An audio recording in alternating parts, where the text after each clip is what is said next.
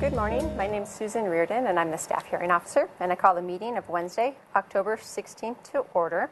Today we have 4 items on the agenda, and we did receive a request for a rearrangement of the agenda items. And item B, the applicant for item B, which is 1940 Mission Ridge Road, requested to be moved to the end of the agenda. So we will move them to the end, and they will become the new D. So we'll hear 220 East Pueblo after the first item, 1128 Harbor Hills. Under announcements and appeals, I have no announcements and no appeals. Is there anyone in the audience who would like to address the staff hearing officer on items not on today's agenda? No, see no one. We'll go to the first item, which is 1128 Harbor Hills Lane, if the applicant would like to come up.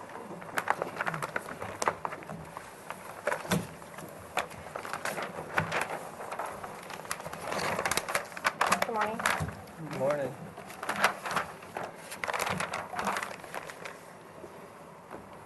You can be ready. Good morning. This is 1128 Harbor Hills Lane. This is a single-family residential parcel zoned E1, and the subject application is to permit some as-built construction. There's no additional building area proposed with this application. The as-built construction includes a split-level patio and deck on the western side of the property. The patio includes a barbecue, fireplace, and sink. Those are all located in the interior setback.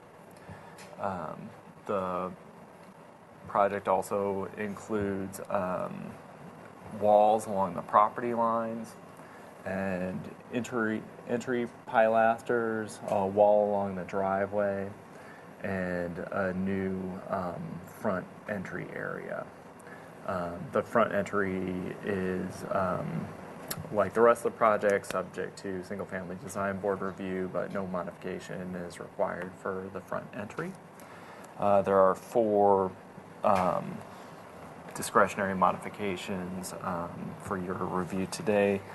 Interior setback modification in this setback for those improvements on the patio, the wooden deck above. The second is a wall height modification for the walls along this property line to exceed 8 feet within the interior setback. There's also as-built wall height modification in this setback, and that would be to provide minimum code compliant guardrail along that previously permitted wall.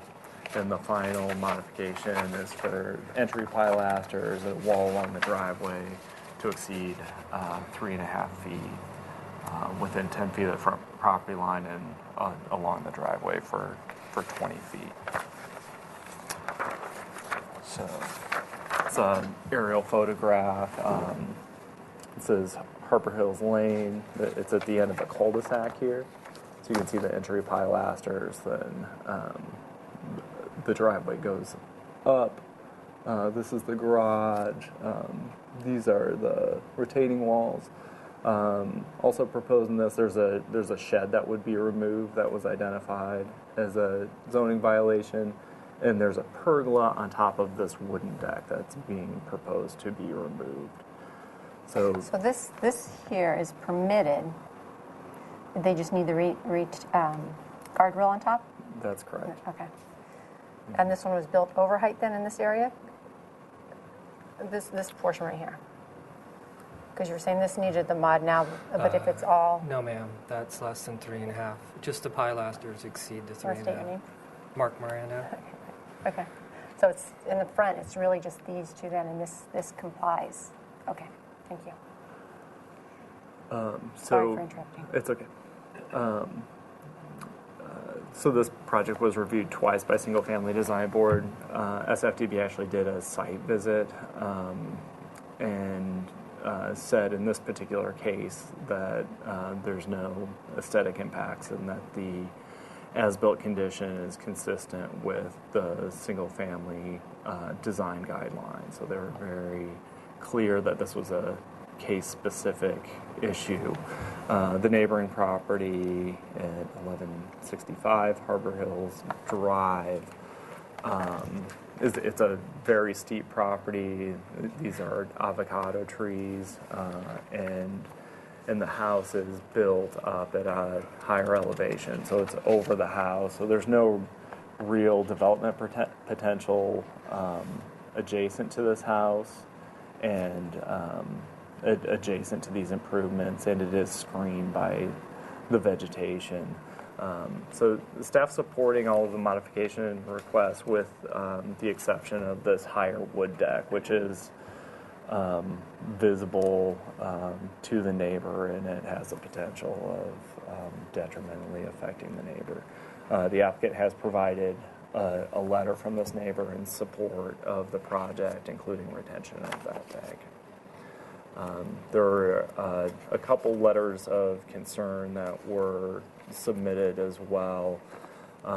One regarding construction of the entry stairs. If approved, all of this work would require building permits and be required to meet current building code.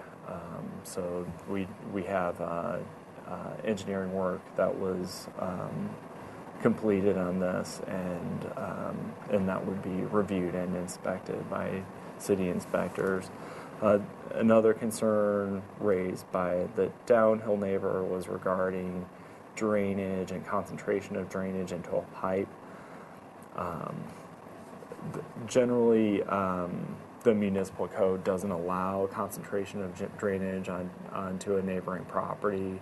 Again, that's something that would be looked at with a building permit review and inspected by the inspector before any building permit would be finalized.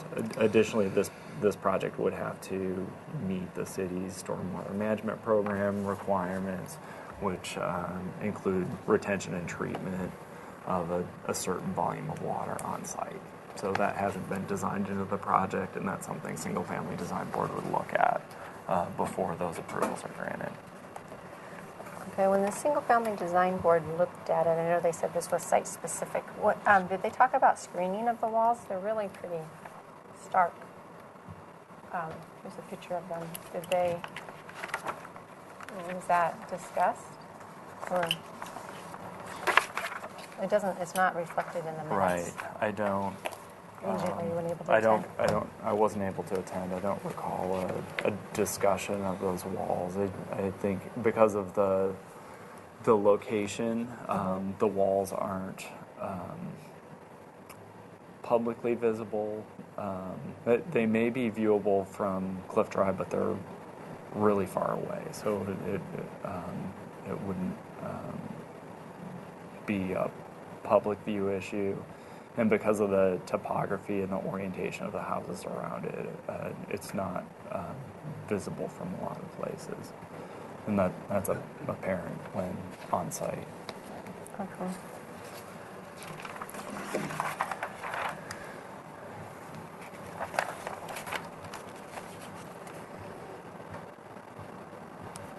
I'm just looking to see if I have any questions before I refer to you. Okay. No, not right now. So if you've already stated your name, if you would like to state your name for the record, and you guys want to provide additional comments?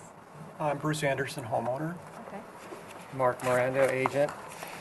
Dan did a good job outlining what's going on the property. It is kind of hard to discern if you haven't been there, but since you've done a site visit, that aerial map is pretty good.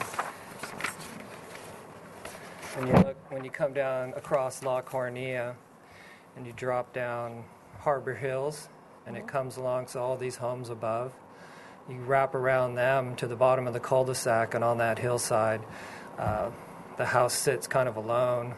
It's way above the neighbor below. And in the topography here, you can see that there's 390 feet here, 380 here, and then 370 wraps around here.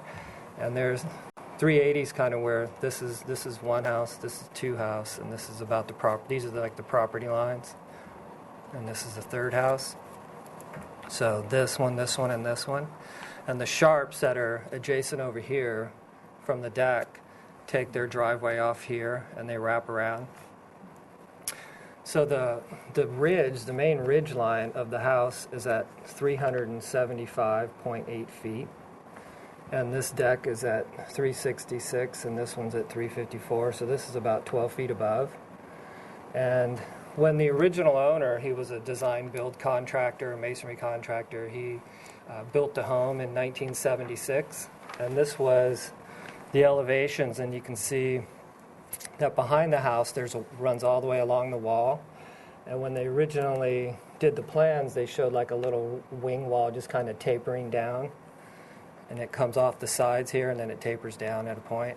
Mm-hmm. And you can see that the way that they designed it, you couldn't have really built it. So in 77, he came in and he shored up. He pulled a permit to actually build these walls, and he called for 8-foot-high walls. Well, the walls are 11 feet high because they had a guardrail put on them, which was another 3 feet of CMU. So when Bruce bought the property in 1999, they called out the walls and the patio improvements and the deck above as built.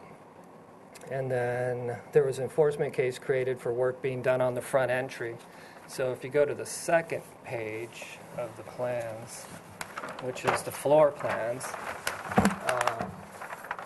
this is the way the front entry looked. It just had the landing, which is still the same, and the stairs down, and they turned. So he took a couple stairs and made the landing bigger. Here's the improvement now. And it looks pretty nice. The single-family design board really liked the design of it. And only other two changes that aren't modifications was he built on the second floor was a big deck in 84. He pulled a permit and did a bathroom upstairs right here on a portion of that deck. And then downstairs there's a door put in for a window. And then, of course, over here, this slider, there used to be a window here, and it came out onto the main deck, the Sawteel deck. Mm-hmm. And that's kind of looking from down below. Actually, let me turn the page here. So these are the elevations that you saw when you're out there. The garage is kind of detached from the house in that you can't get it from the interior of the house. You have to walk out the front or walk out the back and go down there. And I just this is kind of looking from Cliff Drive. I kind of been superimposed. This is the original 1977 wall that you're looking at first. And then these are the stairs up, the main wall. And then they land on the Sawteel deck here, which is this outline. And then that's the glass that you're looking at, and then the pergola above, and this is the wall that runs along the property line. So on the next sheet has all the sections of the walls and everything. And as part of the environmental analysis, we did, we dug out the footings and spec the size of them, and we had Pacific Material Lab do a steel report with a magnetometer and show where all the steel was, and Gary Florenko did all the engineering. And he said that it meets current code because of the design. And originally when they did the walls, there's specs and calculations and details in the original approved plans. And the front wall was based on that in the permit. It just referred to the detail in the original plans is how they built it. So this is those same walls. This is looking along the side towards the neighbor in the avocado orchard. This is looking out towards the ocean, and then this is the southern wall down below the garage. And on the elevation, they're just superimposed. But more importantly, this is the real story, looking from the neighbors. This is the line of the grade that the neighbor sees from next door. And this is the line of the Sawteel patios. So as it comes across, it hits the back retaining wall that's 8 feet, and that's what the Garapa deck is sitting on. Let's see, I got some pictures of that. That's kind of looking across at that property line. And then looking from the far side, I don't have too many good pictures of that, but this is looking down it.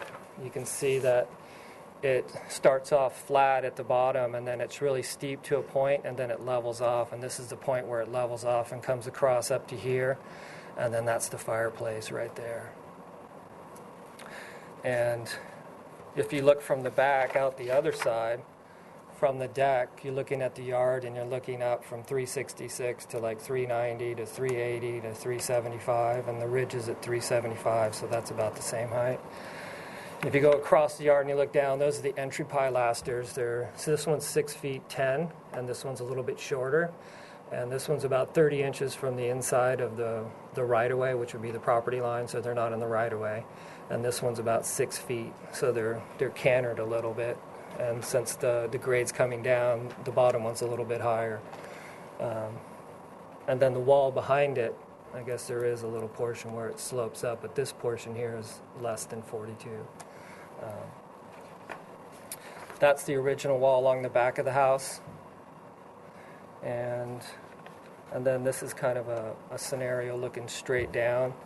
Kind of put the 390 on there and the 380 and then the 375 at the houses. And then as this deck wraps around, there's probably about 35 feet from the Garapa deck to their deck. And it's about 20 feet in elevation change from the top of the deck to the top of their deck.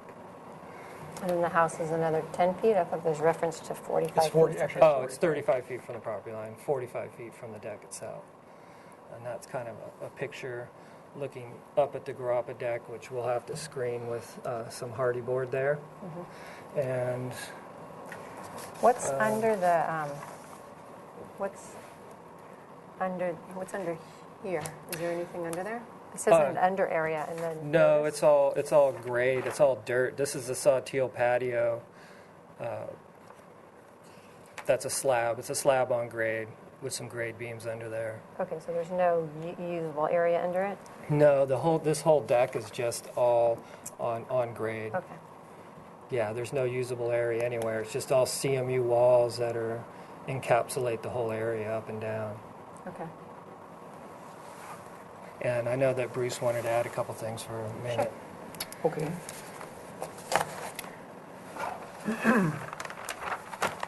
I'd like to address some concerns from the staff. One of the concerns raised was from the report, which said, quote, due to its location, light and noise from the use of the Garapa deck has the potential to detrimentally affect the neighboring property at 1165 Harbor Hills Drive. So in terms of the light, we're proposing to remove the pergola above the deck.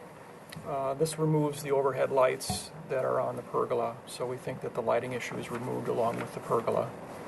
To address the noise issue, according to the Santa Barbara Municipal Code 91650C and our calculations, we can show that we don't think that noise will be an issue just due to the distance and potential mitigation. I'm a principal electrical and computer engineer and I'm familiar with physics of sound, and I've done some calculations regarding this. The Santa Barbara Municipal Code allows sound up to 50 dBA from 10 p.m. to 7 a.m. measured at the property line. From a measurement taken at the property line here to 45 feet away at the 1165 Harbor Hills Drive house, the sound level is reduced from 50 dBA to 17 dBA. A sound level of 17 dBA is lower than the level equivalent to, quote, the sound of a whisper or the, quote, rustling of leaves. As an option for additional mitigation, we propose to build a fence that would break the line of sight at this point here above the deck. This fence would provide an additional 5 dB of attenuation, or the equivalent of moving the source 80 feet away. So that would be the equivalent of a source here and then 80 feet away to the listener.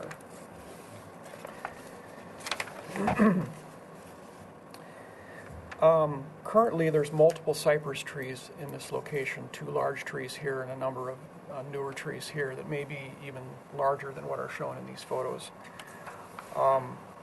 We're thinking that this screening is sufficient to provide isolation between the Harbor Hills Drive house at 1165 and the deck with the pergola removed.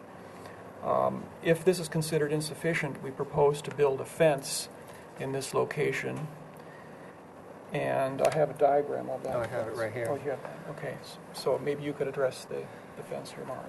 The fence that he's talking about that would run along the back, we'd bring it about 2 feet off, and it would sit right here along the back. And if it was, so we're looking this way in this situation on that same section. And we could build that right along here to a point about a third of the way down.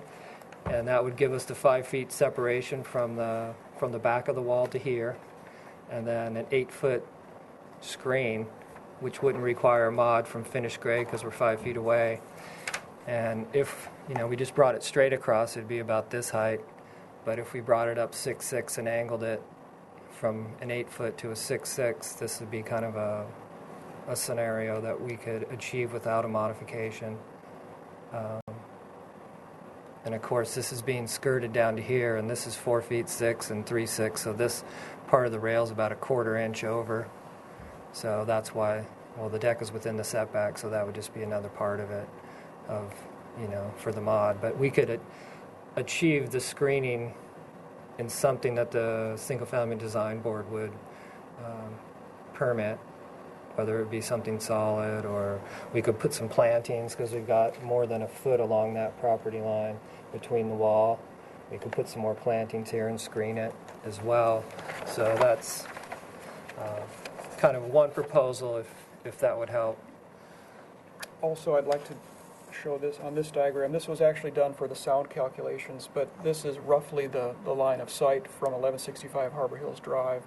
So one can see that a screening fence or vegetation here, screening vegetation in this direction, you'd only have to go down about that far for that line of sight then for the screening as Mark is showing. Okay. That's interesting because that was actually one of my questions to ask you about if you've looked at screen fencing. So that was a good call on your part to provide that information. Thank you. Thank you.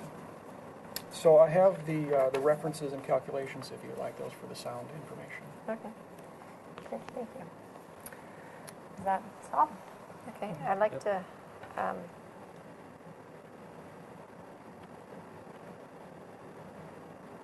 I do have a question. So when I was out on the site,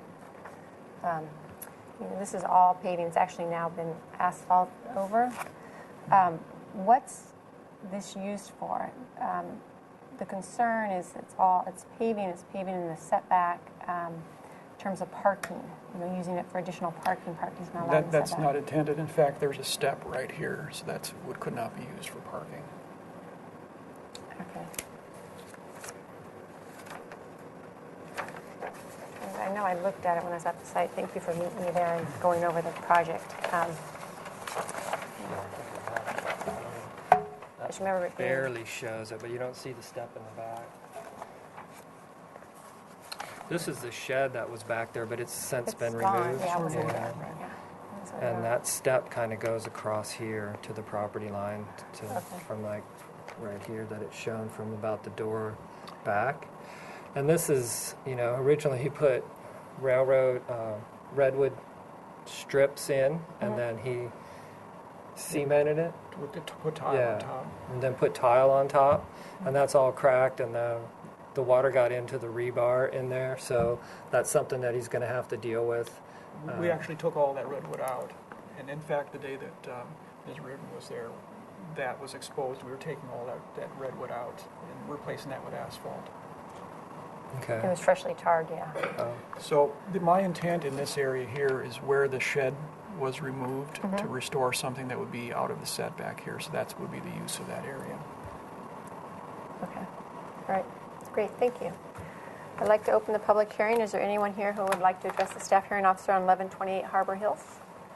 Seeing no one, I did receive a stack of letters. I read the one you gave me the other day. And then in this packet, there's 11 letters in support from various neighbors, two of which two people submitted two separate letters. So I guess there's 9 letters from neighbors, but 2 are from the same person. And then I did receive 2 letters with concerns from the same person, Doug Harlow, and he was expressing concerns regarding the drainage, and then also the ensuring the retaining walls are structurally sound. And as Dan pointed out, those are issues that are going to be verified in the plan check process if they are approved. So those will be taken care of. So I'll close the public hearing. Like I said, I went out to the site, and thank you very much for showing me around. I'll break them down in terms of areas. And I'll start with the easy one first, the columns at the beginning, at the front of the property line, or at the front property line. And in regards to those columns, the main concern about overheight walls and columns in the front property line is visibility leaving the site, and you don't want to provide conflicts between pedestrians and vehicles. In this situation, it's at the end of the cul-de-sac. It's a very low volume. The adjacent driveway, which is somewhere over here, I don't believe the 2 columns would interfere with the visibility of, or a conflict with that driveway. So those are supportable. In regards to the wall height modification in this area, it's my understanding they'll go up 8, was it maximum of 2 feet? 42, it was originally 8 feet, which put it about at grade. Okay. And now they're about over 3 feet. In Okay. little sections, it's not quite 42. My plans are calling it 42, but we'll have to work with the single-family design board to either put a little bit more, another half a brick on there to bring it up 4 or 5 inches, or we can put some wrought iron along there, whatever's going to be amenable to that. Okay, so more like 3 feet up. Well, the code nowadays is 42, and it's 42. at over 3 feet, because originally in the old days it was 36, so he had built it at 36, Okay. and plus some is 38, some is 40, but in some places it's 42, it just kind of is wavy, so. Okay. Well, I think that's an appropriate request. In terms of screening, I asked the question about screening because they are really stark, but looking at their location, there's not much opportunity to screen on your property itself, except for in this area. So I can see why, and in the terms that the walls, there's not an opportunity to have the landscaping come over the top either, just because it doesn't have the grade on the other side. So I can see why they didn't talk about screening. In terms of the lower deck, the tiled area, given the location of the existing development, the topography, the use adjacent to the property. I think the deck area and the wall is appropriate. I have concerns regarding the fireplace. Typically, I wouldn't support a fireplace being in the interior setback because of the smoke and odor would cause irritants to the neighbor. It's not an appropriate thing to have in the setback. But in this instance, giving the existing setting of the larger lots and the existing development around, now I've lost it, here's the aerial. The existing development around the site, here's the fireplace in this area. I think there's enough distance that wouldn't be a concern. So in this particular case, it may be appropriate to have it here. Do you know the slope of this property? Is this subdividable, or do you know? It's not subdividable. Okay, so the possibility of having additional uses down here, in this particular case, that could be supported. And then the sink, the barbecue is very minor in the setback. That's close enough that that's fine with me. And this is a gas fireplace because we can't have like a real fire in that close to the property line. So okay. It's just a gas pit. Guardrail. So I talked about that one. So both of the wall height. Okay. So then in regards to the wood deck. I understand staff's concerns. In the staff report, they talk about the concerns being lighting and noise. I think just an individual property owner using that deck wouldn't cause any impacts to the neighbor, but at parties and gatherings, that could be an issue. So I understand the concerns. And like I said, some of the comments I was going to ask you is regarding like a sound wall. And I know in construction projects we've used wood fences to help reduce the noise level. It doesn't totally mitigate it in that instance, but in the instance of the conversations and the grade, that might provide some reflection or deflection of the noise. Lighting is still a concern, but I think given the situation of the lot sizes in this area, the existing development, how it's spread out, the existing vegetation, in the topography, I think in this instance, with the addition of the wall, as you explained it, and it could be a wood fence is fine, and additional condition that no lighting be allowed on that deck, that I could support the modification for the deck to remain there.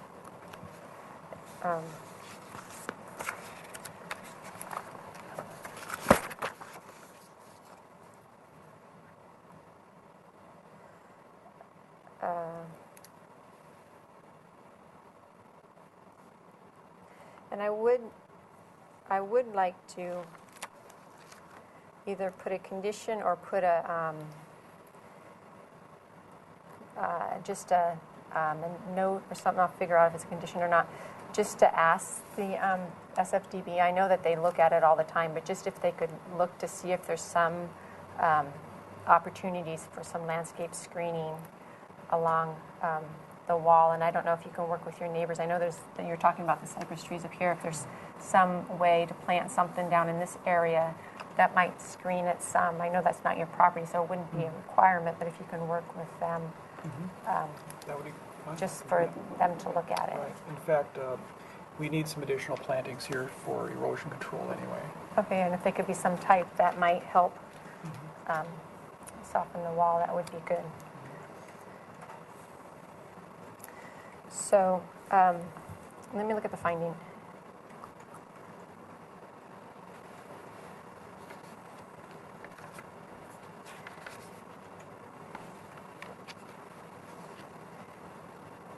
Okay, I'm going to work into the findings, what I said about, given the topo, I know the topo's in there, the lot configurations, and the location of existing development and lot sizes, that's why in this instance that this deck would be appropriate. And then the condition that staff's proposed would be removed, and we'd add the condition regarding the privacy/sound wall around the deck.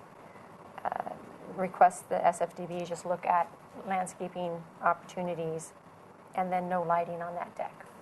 So if you're agreeable to those conditions, I can approve your project. And my action is appealable to the Planning Commission within 10 calendar days. And they also have oversight authority of all my actions. And if they felt this warranted additional discussion before them for some reason, they could call it up during that same 10-day appeal period. If that was to occur, Dan would contact you. Okay. Okay? All right. Thank you very much. Sure. Thank you very much.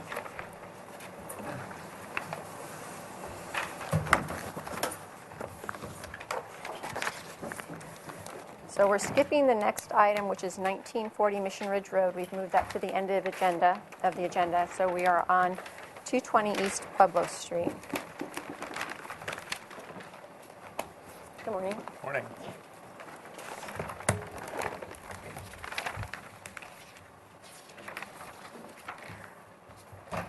This one I would just like to note that when I read the project description, I did not get the feeling that the modification for the storage shed was included in that, because it talks about additions and alterations to the house.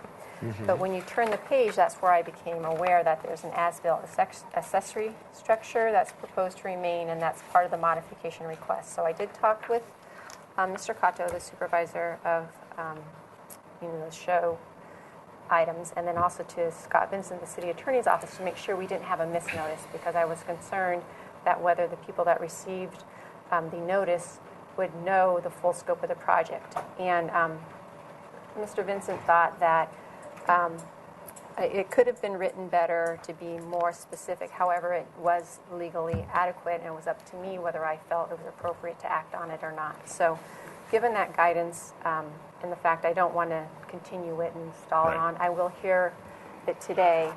And have we had any public interest at all? No. At HLC or anything? It didn't require HLC. Oh, that's right. It had HLC because of the historic structures report. And it was reviewed by HLC consent calendar. Okay, all right.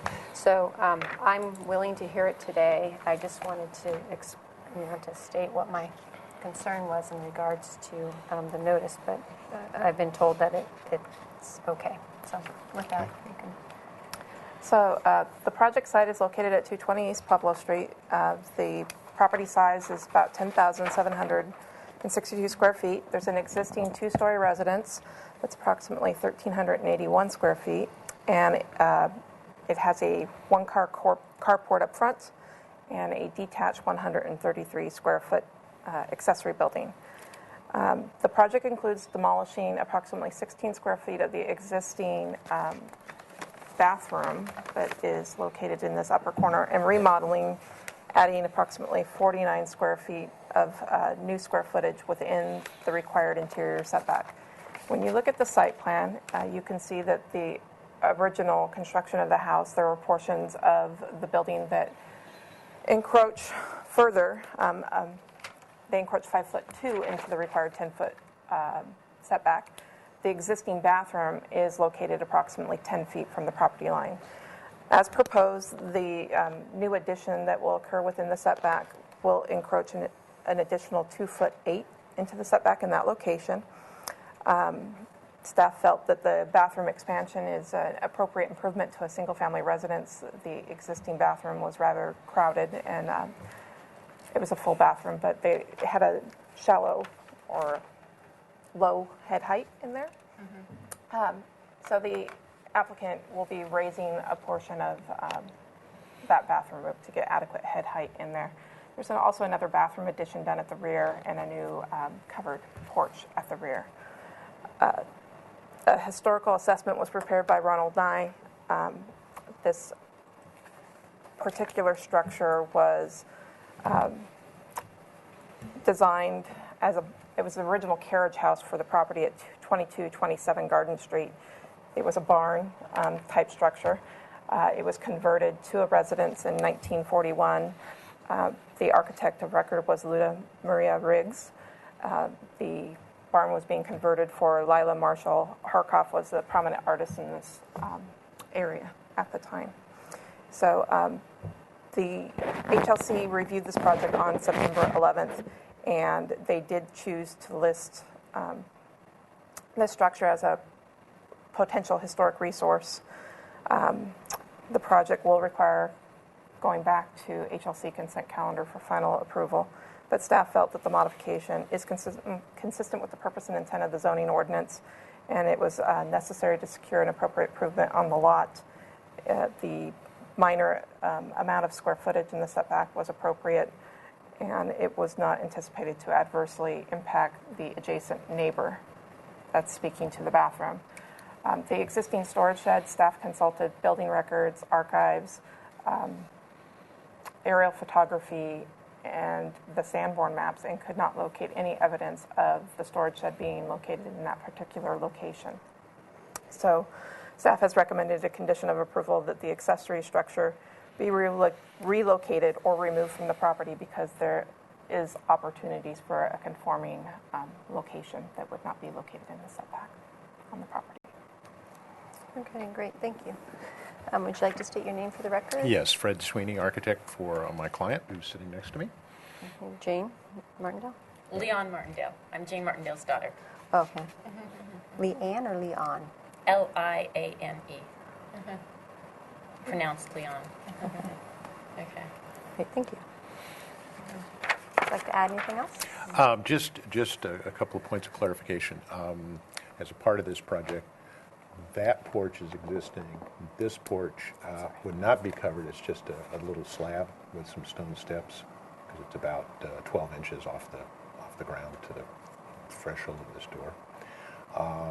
And then this piece, we actually found a permit issued in 1961, I believe it was, that allowed this to be built. And at that time, 62.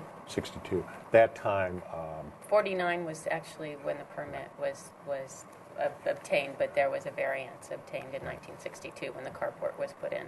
right. So that was permitted. What about the parking here? Is that a, 1962 was when the carport went in. Including the parking space. Yeah. That was the whole thing. Yeah. Okay. You want to add anything about the storage? I think my client has a statement she'd like to make about the storage unit. Okay, great. So, I understand that you've seen this. This is, I am looking for any documentation, to show this. The storage shed was rebuilt on the existing blueprint, even though the blueprint is not in the Sanborn maps. And it was a garage. After it was a barn, it was a garage. And the old garage, This the whole place was used as a garage temporarily. Okay. And the garage doors that were on the front of the house, they were used for the front of the storage shed.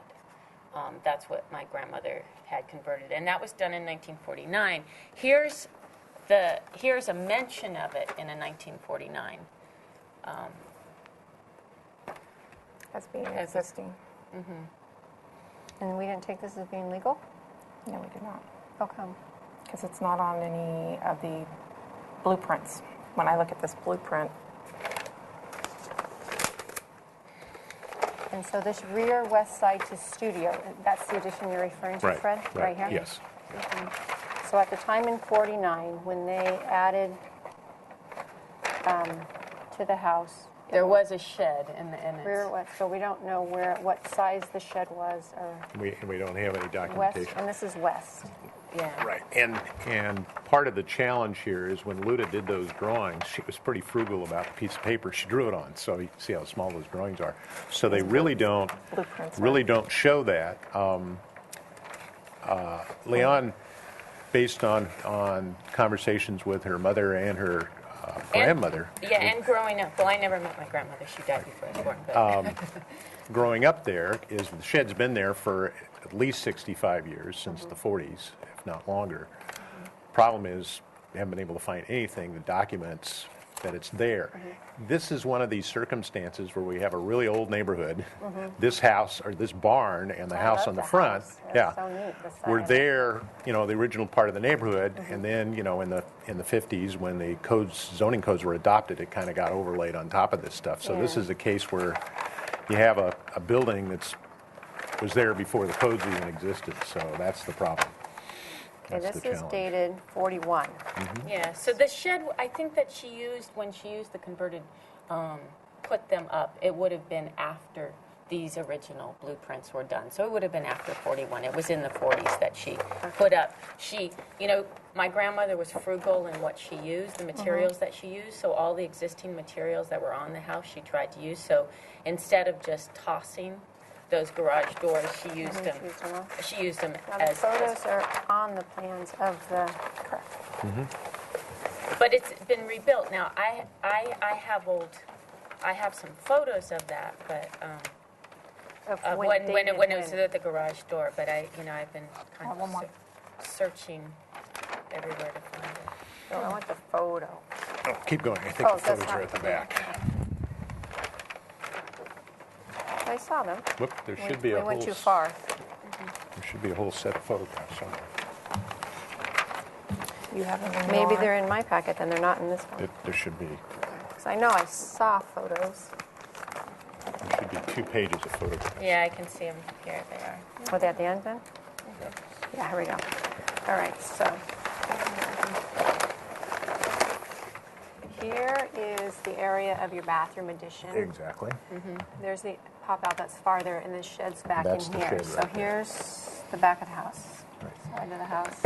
There's Here's the shed, okay. So these are the door, No, the doors are not there because they Oh, were okay. they were starting to fall. So the They were- doors were here.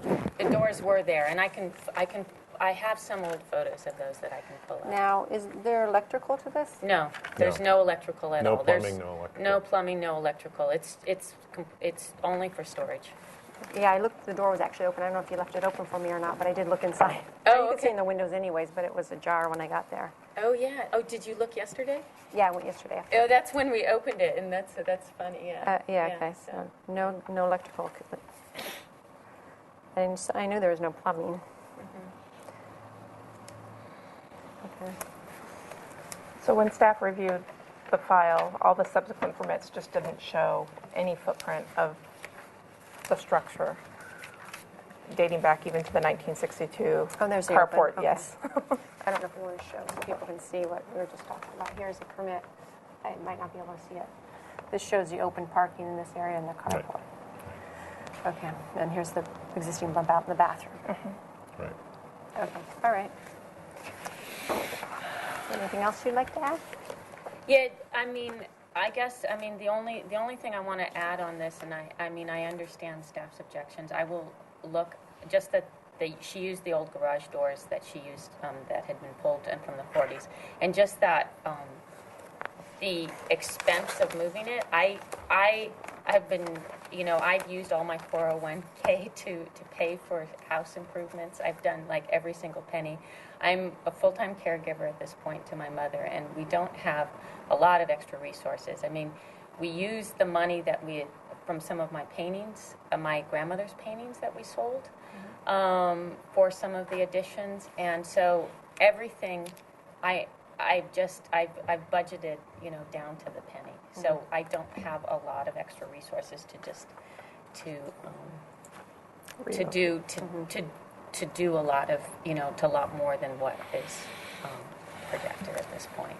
Yeah, that's interesting that permit says a storage shed on the west, but there's no mention of it on Sanborn's.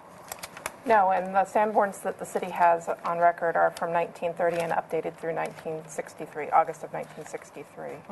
So this is that permit, And this is the and west, the backside right? has nothing diagrammed. Okay, all right, great. If I were able to find some old photos of this with the garage doors, would that satisfy? Well, I need to make a decision today, so. it Okay, won't be- okay, or I understand. I continue with understand. OLEP, but, Yeah, I understand. Okay, so that Okay. was that, okay. So those were my questions. I'd like to open the public hearing. Is there anyone here who would like to address the staff hearing officer on 220 East Pueblo Street? Seeing no one, I did receive a letter from Ms. Paula Westbury, and I actually think she's supporting it.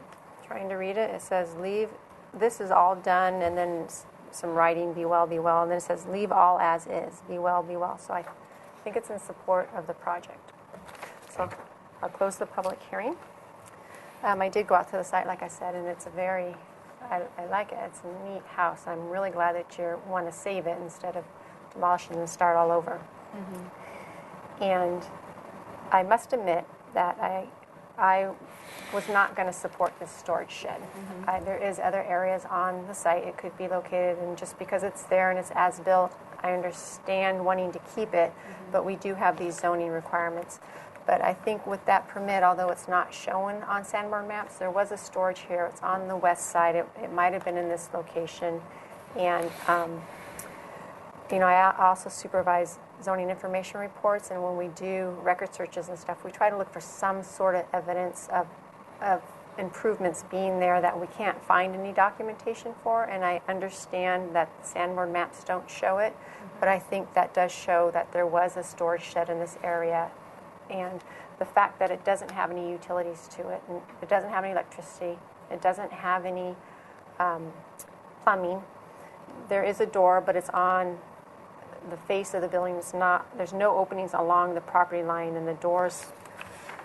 You got a 4. Huh? 4. A4. The door, I guess it's centered. I can support it for that reason. And the tipping point is that permit back then. But I would put a condition on, remove the condition that staff proposed to have it removed, but that no electrical or plumbing be Maintained. yeah, that they're just not allowed. And if you wanted to add it, then you have to come back and get another modification requested. But I could support it as is with the findings. Ms. Reardon, if I could point out that Yes. one of the things that Leon is going to do is this fence over here is falling down, so she is going to replace that fence. I noticed it's kind of leaning. It's Yeah. just kind of falling over. So, and it'll get put back onto the property line. See right now. Yeah, I see it's kind of off. So at some point when these properties were divvied up, that fence never got moved. So when it gets rebuilt, it'll get Put on rebuilt the back on property. that side. That's fine.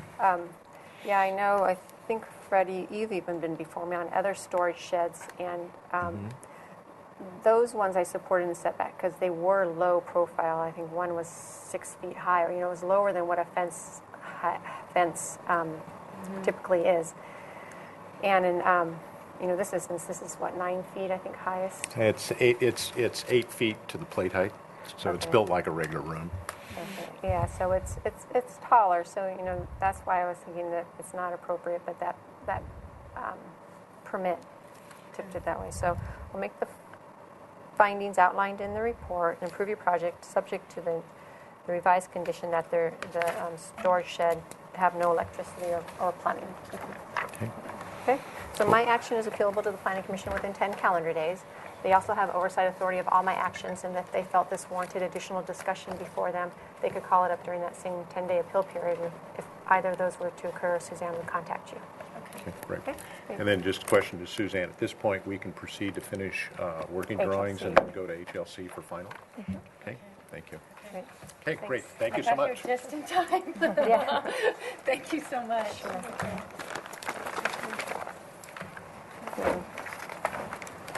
The next item 22 West is 22 West Padre. If the applicant would like to come up.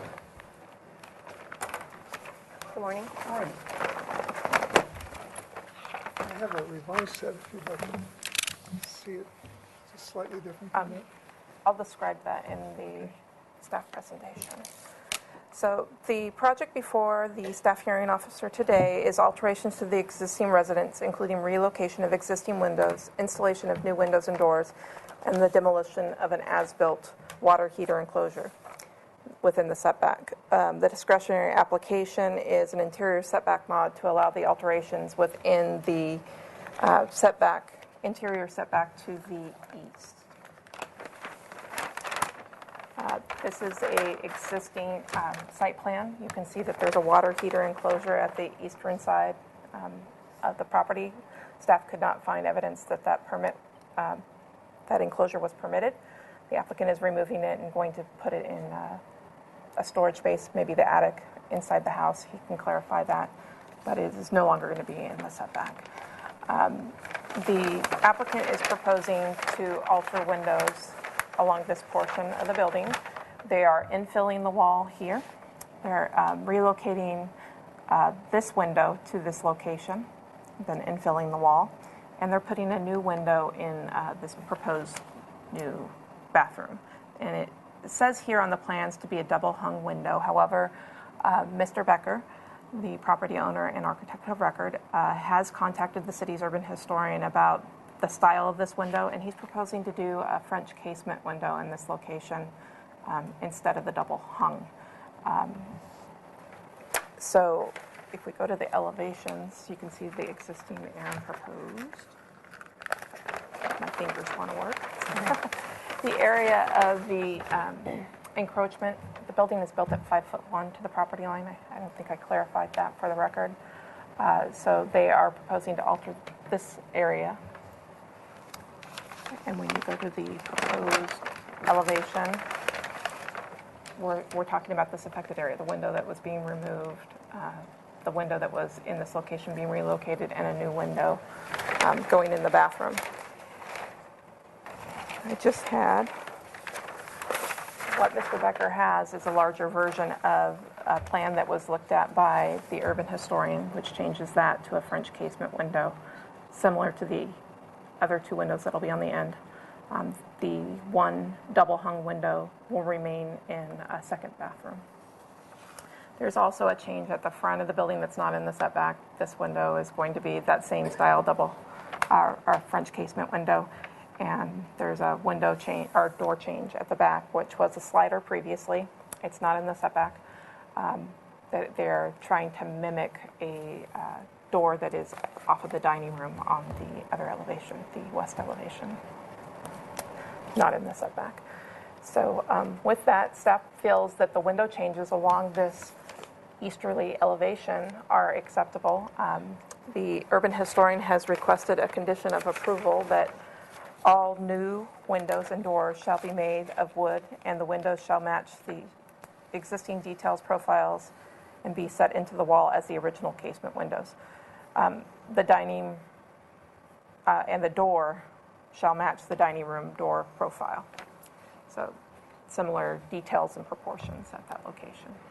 I skipped a few words in my I was going to say, I didn't get this because it's 9:02. Yeah, I sent it I was after. already here. Yeah. Okay. So, but they are the same size windows as what was on the original plans that were noticed. Okay. Great, thank you. If you'd like to state your name for the record and provide additional info. My name is Peter Becker. I'm the owner and the architect. And just a few things I wrote in the letter are that if there was ever a case where there ought to be some way to avoid coming to this, it seems like this is following the spirit of the law very well, that I'm not making any windows any larger, and there's actually a driveway between my property and the next door neighbor, so that the concerns about privacy are not really bad at all there.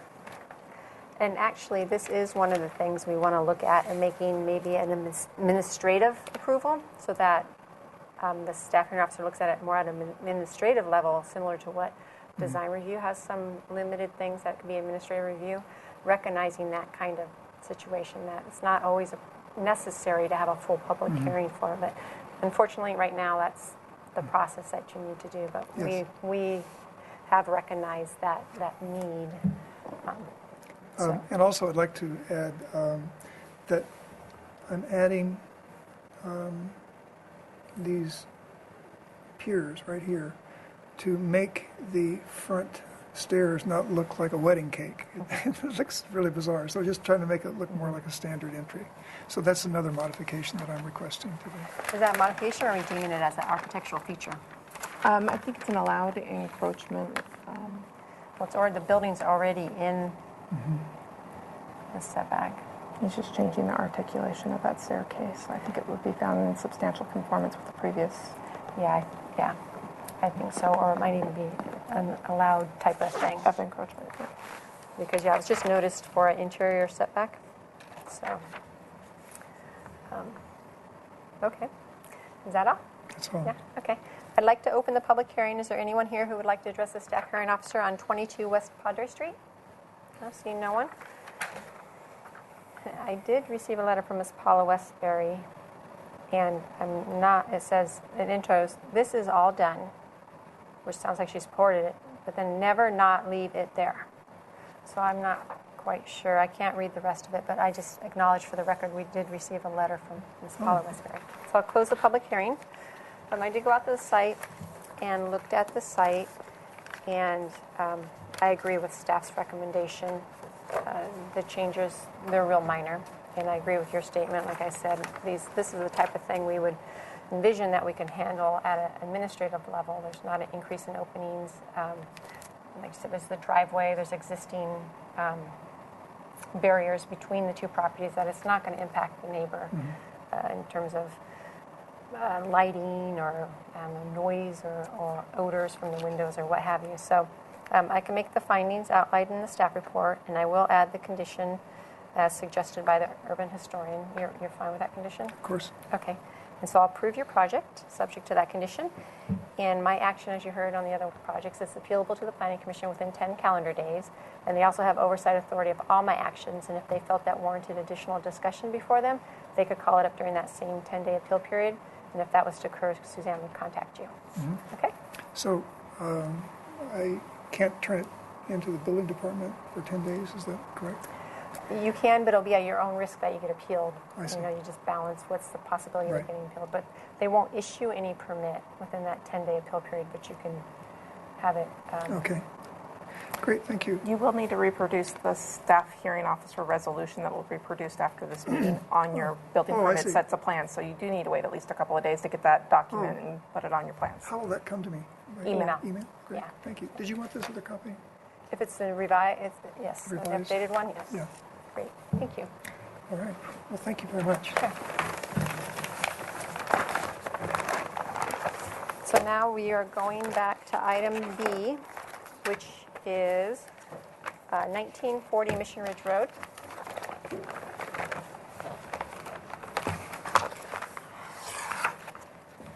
Good morning.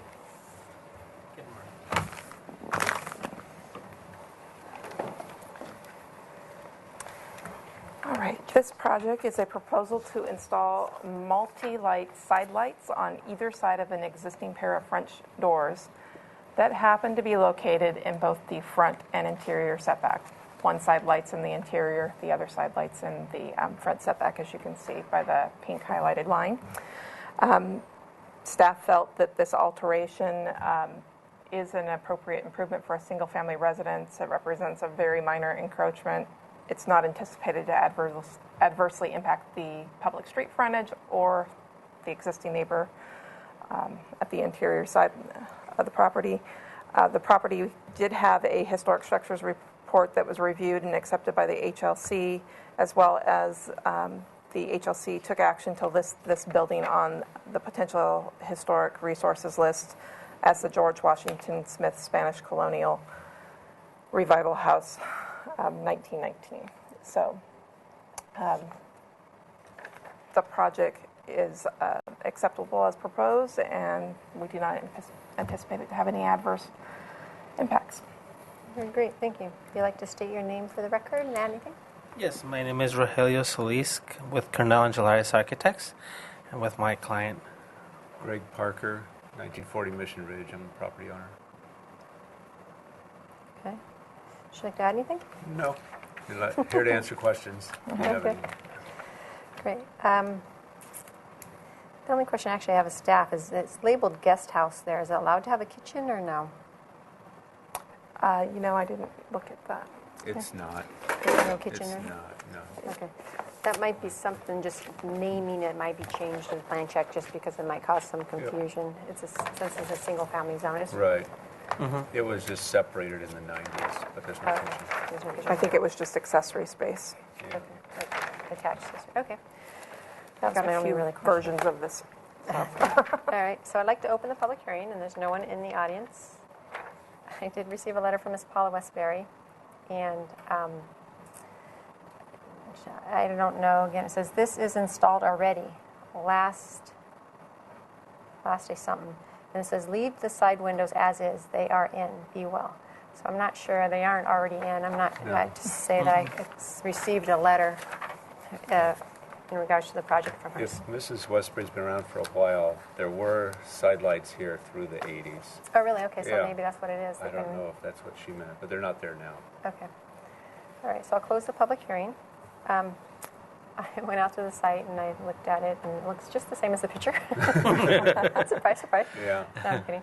This actually, and you heard me talk about the project beforehand, this is also an example of what we would like to have at an administrative level. It really, it's supportable. I have Right. no concerns with it. It's not going to impact any neighbors. Although it is a door in the interior setback, which I usually don't allow, it's different in that it's oriented away from the interior setback.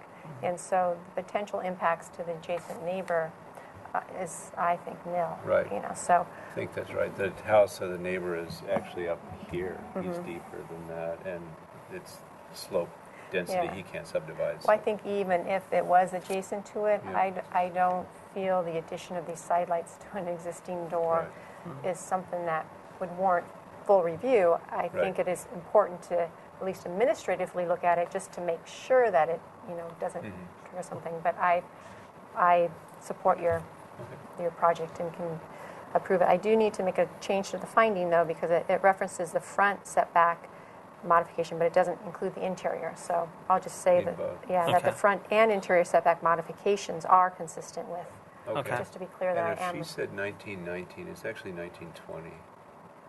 Circa 1919 is what Yeah, they but- had adopted it and put it on the list. Plans were dated 1920. Oh, so 19, but that's okay, because that's not in the finding, but. Okay. Well, thank you, and we would appreciate an administrative review. I mean, this is one where you want to add windows, but you want to do it right. So I think we have a 70-page historical report, a HLC hearing, this hearing, and then theory back to HLC. And Right, it's just, at some point, it would be nice to have an administrative process. Yeah, I'm not sure about the HLC part since it is a historic. But one type hearing's thing. there is fine. But yeah, but in terms of the show, Right. you know, I think that this will be a type of thing that could be looked at at an administrative level. Great, well, I appreciate that. The project does not need to return to HLC on consent. We will be doing this administratively at this point because Okay. they Oh, did thank have you. positive comments at the time of the hearing. Okay, Nicole. felt it Related was to the fine. structures report, related Right. to the That's good. designation. Great. Well, They thank were you. So you Appreciate got that. good news enough. Good, I like So- your That's hearings. good news. Okay, so I do need to announce, so it does say findings and conditions. I don't need to add any conditions, No. so it's just, I made the finding. My action is appealable to the Planning Commission within 10 calendar days. They also have oversight authority of all my actions, and if they felt this warranted additional discussion before them, they could call it up during that same 10-day appeal period. And if either of those instances would happen, Suzanne would contact you. Okay. Okay. Okay? So if we were to, we've had the permits in the building department subject to this hearing. So do we need to wait 10 days? Yes, you cannot have a building permit issued until that appeal period has run successfully Okay. with no I see. appeals. And Okay. you will need to reproduce a copy of the staff hearing offer resolution on the plans. I cannot say that word today. Okay. Okay. And as she said, if this was Change- not permitted as a guest house, Yeah. this would be a detached accessory space. No, it's That's- attached, It's but just attached. accessories. Or an accessory space, maybe a Yeah. bedroom or, It's 2 bedrooms. yeah, you'll label it as such. Yeah, That's Okay. what do the that. rooms Uh-huh. are used as. Okay. So, so make that change to the plans, reproduce these on them, and then resubmit to building. Correct. We Okay. won't be able Okay. to issue the permit until the appeal period's done. Okay, and then the appeal period, I'm sorry, how do we get the resolution? Is that just It'll something be you guys work emailed, out? yeah, Yeah, and it'll yeah. probably, it'll You just- it'll be soon. It's generally within 5 days, but we've been sometimes the same day, the next day. Okay, as long as we get it back into the Yeah, permit. so it's folks. not going to be a significant amount of time before you get the resolution. Great, I appreciate that. Sure. Thank you. And with Appreciate that, I adjourn the meeting. Thank you. Sure.